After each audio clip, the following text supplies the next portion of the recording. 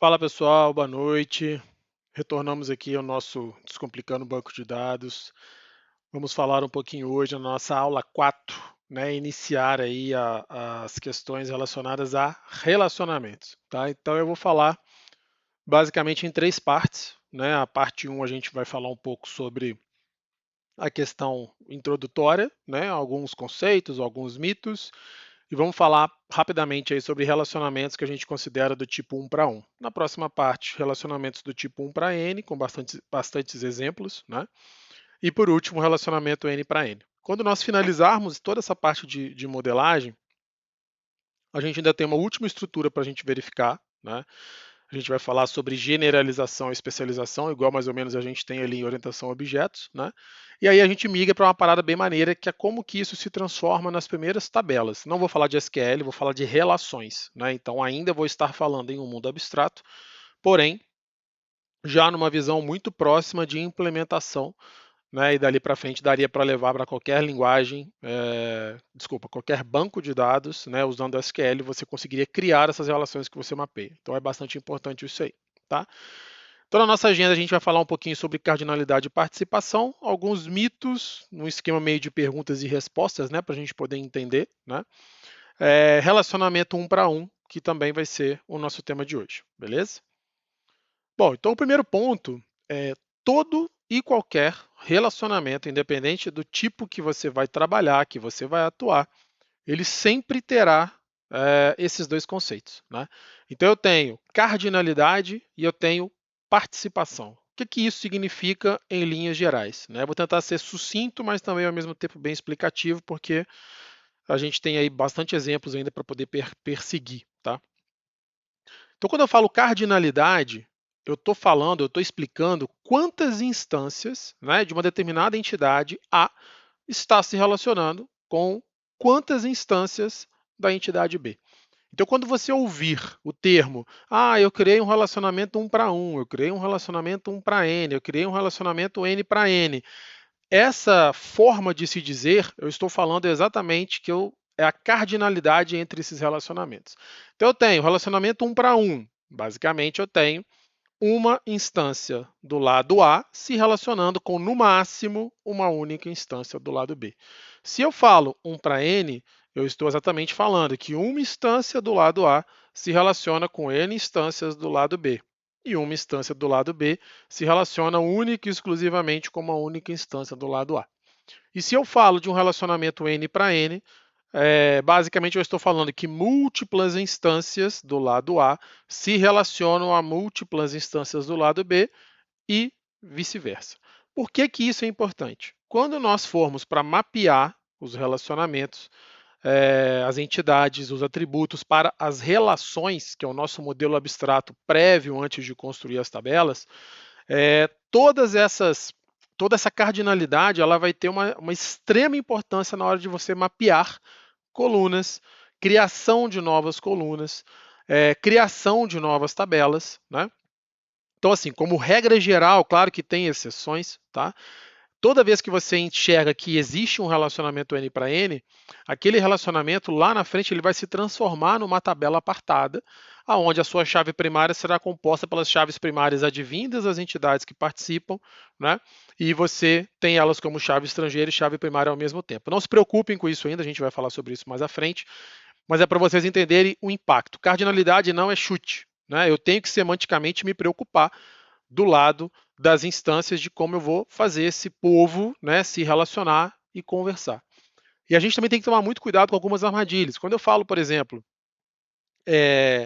que um empregado, igual esse caso, né, que a gente está colocando aí, um empregado ele pode trabalhar em vários departamentos, mas um departamento também pode conter vários empregados. Então esquece um pouquinho ali aquele 0 e aquele 1 que eu vou explicar que é participação.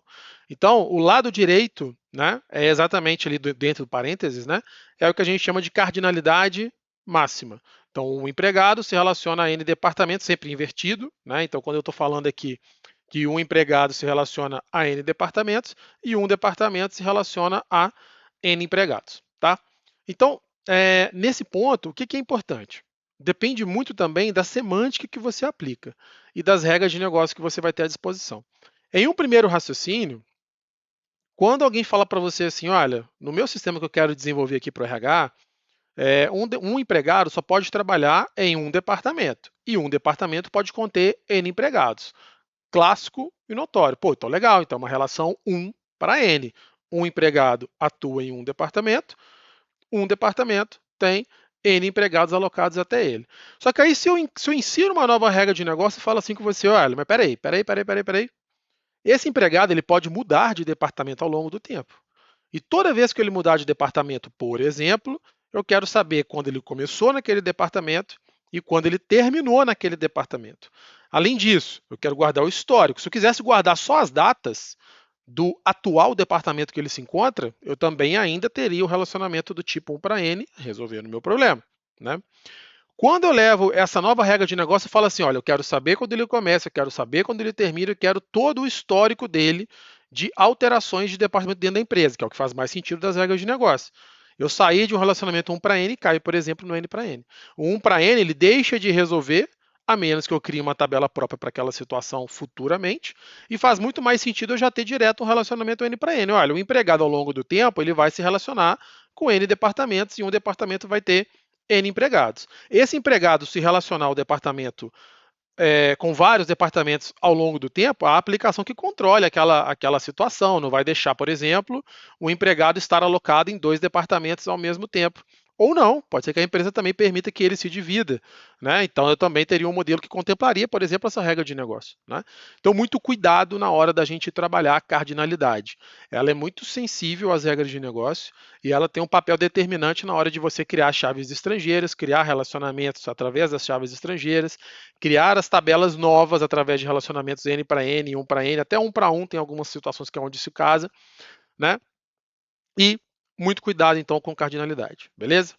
Falando de participação. Participação é outro item interessante, faz parte do seu conceito, porém ele diz o seguinte: qual que é a sua participação no relacionamento? Então é aquele 0, né, que está aqui, e aquele 1. Então, quando eu falei que um empregado pode estar lotado em N departamentos ao longo do tempo e um departamento pode conter N empregados, eu defini cardinalidade. Quando eu falo o seguinte, olha, um empregado obrigatoriamente tem uma participação com o departamento, ou seja, não existe departamento sem, desculpa, não existe empregado sem departamento alocado para ele. Isso significa participação. Um departamento pode ter 0 ou N empregados, e faz sentido. Posso ter um departamento inativo, posso ter um departamento recém-criado, onde não foi alocado ninguém. Né? Então, participação fala muito sobre a obrigatoriedade de participar daquele relacionamento. Na prática, o que isso significa? Significa, por exemplo, o caso de colunas onde é ou não obrigatório, o famoso not null. Ah, essa coluna aqui é not null. Às vezes eu vou criar uma chave estrangeira e ela vai ser not null porque a participação é obrigatória. Às vezes eu vou criar uma chave estrangeira e ela não vai ser obrigatória por causa da regra de negócio e está tudo bem. Eu tenho a coluna, mas eu não tenho a restrição not null. Então, muito cuidado, cardinalidade e participação tem inferência, tem relação direta com aquilo que você vai criar dentro do seu banco de dados na hora que você gerar os seus scripts, beleza? Dando continuidade, falando um pouquinho de mitos, né? Eu escuto muito assim, mas peraí, relacionamento pode ter atributo? Pode, não tem problema nenhum, e é uma influência direta também lá no mapeamento na hora que se constrói a tabela. Então, esse exemplo clássico que a gente tem, né?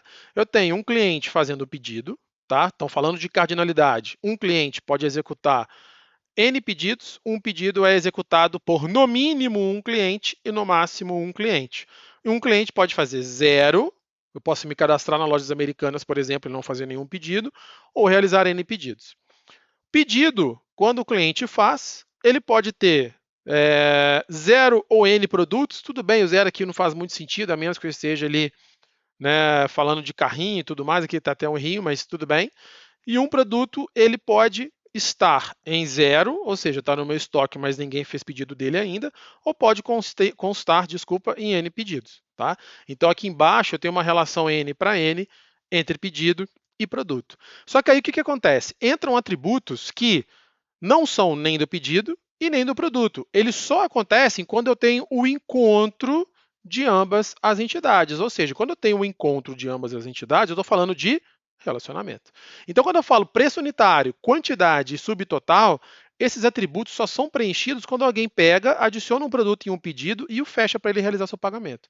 Mas você pode falar assim, Luiz, mas preço unitário vai estar em produto. Eu falei, depende da regra de negócio. Eu posso ter um valor padrão lá em produto, que ok, na hora que eu vou pesquisar lá custa R$ 100 algum determinado item, só que na hora que ele fecha o pedido, ele usou, por exemplo, um cupom de 10% de desconto. O preço unitário dele não vai mais ser aquela situação, né? Ou pode ser que ao combinar diversos produtos eu tenha um combo onde o valor unitário ele vai ser decrescido de uma determinada porcentagem ou valor. Então aqui eu só forcei para gravar preço unitário. Quantidade também é a mesma coisa. A quantidade é uma informação que não é do pedido, porque um pedido pode ter vários produtos. Se eu crio uma coluna em pedido, eu não consigo determinar aonde que ele vai estar. Por outro lado, também não é de produto. Eu tenho um produto que pode estar em vários pedidos. Se eu colocar quantidade nele, como é que eu vou saber em qual pedido aquele se encontra? E o subtotal é um atributo derivado, basicamente, onde eu tenho o preço unitário vezes a quantidade e eu chego na sua informação. Tá? Então, muito cuidado com esse mito. Um relacionamento pode ter atributos. Tá? Ah, um relacionamento só pode ser modelado entre duas entidades. Também é outro mito. Eu consigo fazer uma modelagem onde eu tenha três ou mais entidades se relacionando ao mesmo tempo. E como é que isso funciona? Eu meio que, vamos dizer assim, eu congelo uma entidade, né, e faço uma visão, uma análise dela em relação às outras. Então, quando eu pego um cliente e aí eu chego num marketplace da vida, na Kabum, na Americanas, nas Casas Bahia. Eu chego lá e me logo, achei um monte de coisa que eu queria fazer uma grande compra, só que essas coisas estão espalhadas entre várias lojas. Então, um cliente pode comprar vários produtos de várias lojas ao mesmo tempo. Por isso que está N aqui, está N aqui. Uma loja, por sua vez, pode vender para vários clientes ao mesmo tempo, olha o meu N aqui, como pode vender para vários clientes vários produtos também ao mesmo tempo.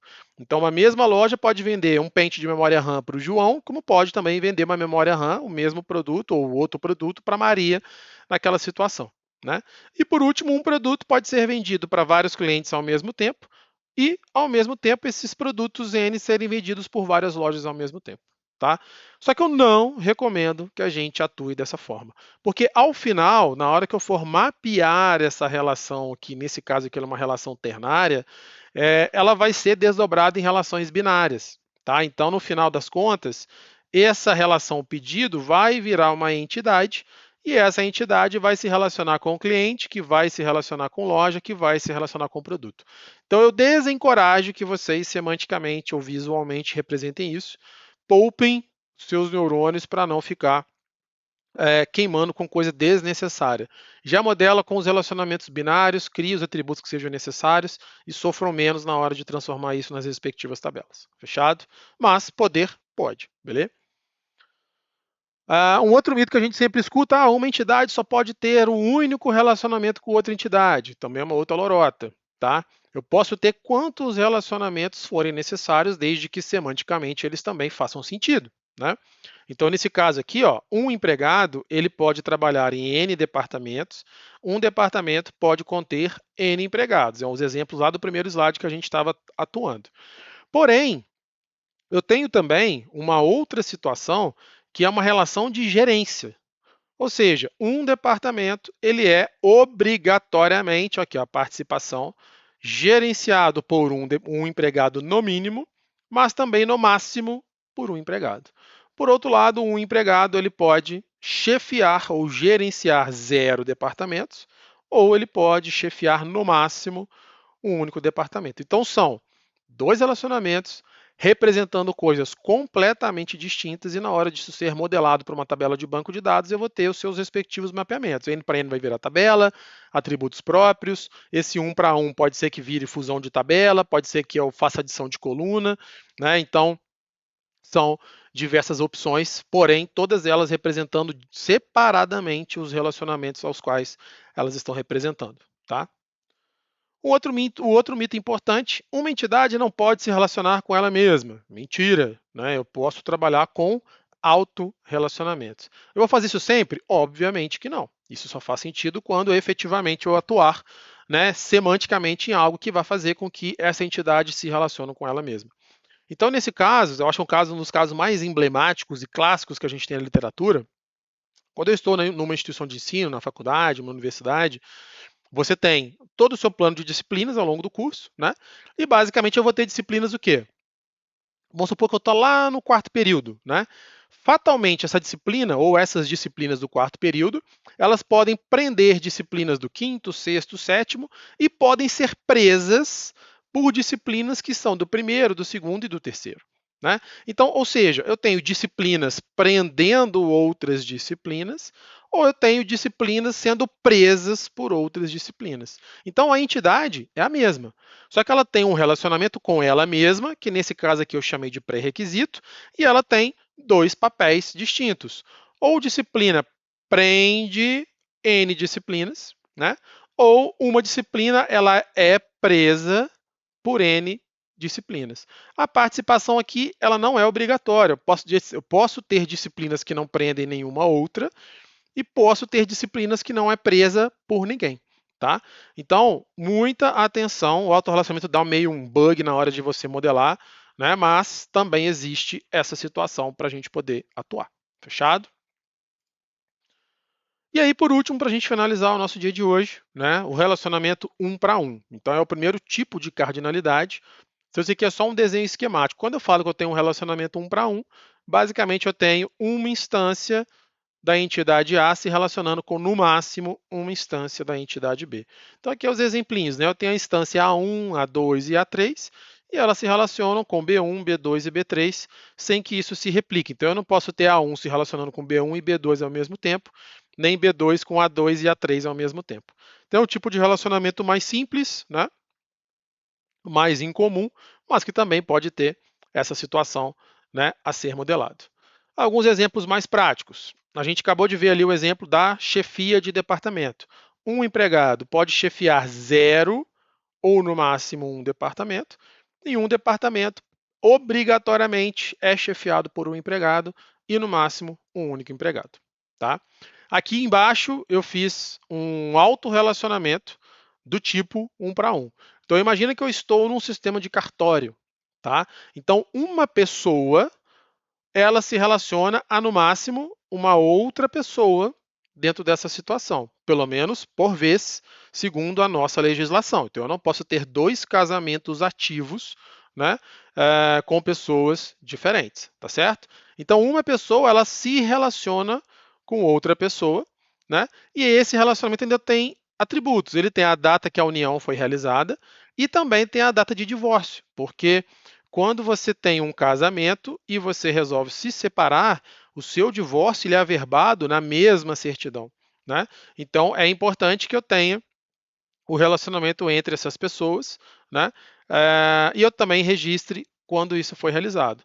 Um autorrelacionamento, 1 para 1, cardinalidade 1 para 1, e aqui ficou a participação opcional, ou seja, ninguém é obrigado a casar, né? Ninguém é obrigado a divorciar nessa situação toda. Beleza? Relacionamentos 1 para 1 são mais incomuns e traz alguns problemas. Modelos que são muito 1 para 1 ou até mesmo 1 para N, em geral, você acaba deixando o seu sistema menos genérico. Não quer dizer que você não vá fazer. Porém, quanto mais genérico eu queira fazer, quanto mais flexível eu quero fazer, normalmente eu parto para relacionamentos, principalmente N para N. Então, não quer dizer que você não vai usar, mas muita atenção, porque você fecha muito o seu escopo de atuação nesse relacionamento, não sobrando muitas possibilidades de você flexibilizar o seu sistema. Beleza? Por hoje é só. Muito obrigado. Até a próxima. Valeu!